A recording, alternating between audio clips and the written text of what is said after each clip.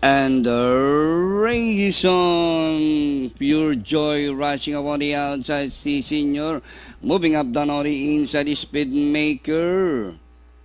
It's Speedmaker the spell. JB Guerra left unseated on sa totoo lang. It's Speedmaker by about 3 lengths, followed by Benissimo. Tribal King on the outside, Pure Joy in between runners, rushing up is C Senor.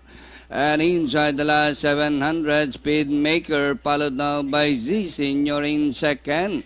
A Speedmaker, C Senor, Foxy Snow to grab the lead. Now the course of the wind has been altered with a favorite C Senor. This time by about 2 lengths, Speedmaker, Tribal King, Benissimo, Pure Joy as they swing for home. C Senor by about 4 lengths, followed by entry number 2, Speedmaker, and ring the finish line.